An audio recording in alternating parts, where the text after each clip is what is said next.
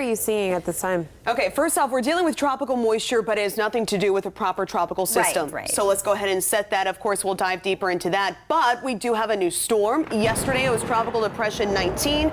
Today, it is Tropical Storm Sean. The great news about Sean, it is a storm for the fish right here in the Atlantic. A weak tropical storm, sustained winds of 40 miles per hour. It is expected to maintain weak tropical storm status during its lifetime, heading through the rest of this week into the start of next week, eventually dissipating into a remnant low by Monday. Again, no threat to land, no threat to the United States. And then across the pond, we have another wave of energy forecast to roll off the coast of Africa. This particular wave bodes a 30% probability of further development, plenty of time to monitor.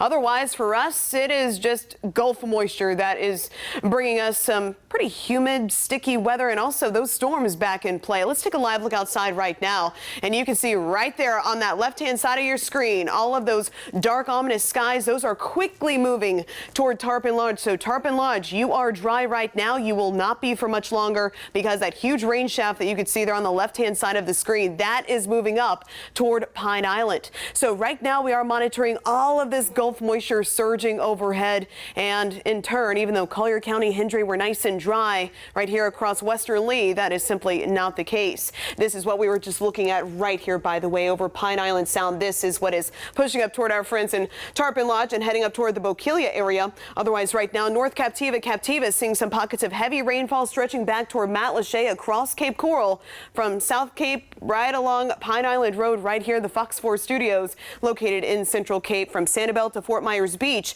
That consistent light to moderate rain continuing to fall. We can now hear it on our roof right now overhead. These showers, by the way, quickly moving from the south to the north around 30 miles per hour. So if you are affected, just be prepared for it. Make sure you have that rain gear close by, head indoors, but at least these showers and storms are quick movers. Because of that, the threat for flooding will stay low. So as we look ahead to this other little shower right here over Port Charlotte, heading up toward the Murdoch area, and then farther inland, Babcock Ranch, seeing some of that heavier rainfall, and now stretching up toward the Muse area, but Alva, LaBelle, we are in a bit of a break. Farther inland, Buckhead Ridge, pretty strong storms moving your way. Heavy rainfall, frequent lightning, the primary factors here.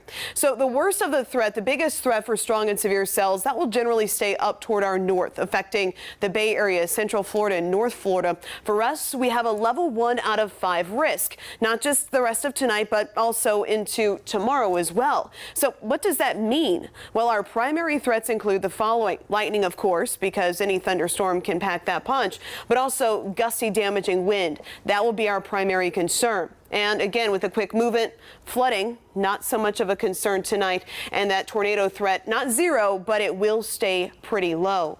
So looking at that hour-by-hour outlook, scattered downpours in the mix for the rest of this evening, heading into the overnight time frame tomorrow morning right here at 7 a.m. Make sure you have that rain gear close, heading off to school, heading off to work. And if you are maybe at the beach, also be prepared, because we do have some pretty rough surf right now with those stronger winds, with those gusts expected upwards of 30 miles per hour. Scattered downpours will continue to play a factor throughout the afternoon into the evening hours. So that day planner featuring the chance for storms morning, afternoon, heading into the evening. Even looking ahead to Friday's scattered storms are likely clearing, though, late in the day on Friday. Cold front comes through Saturday night, Sunday morning, and behind it will drop back those temperatures and drop that humidity.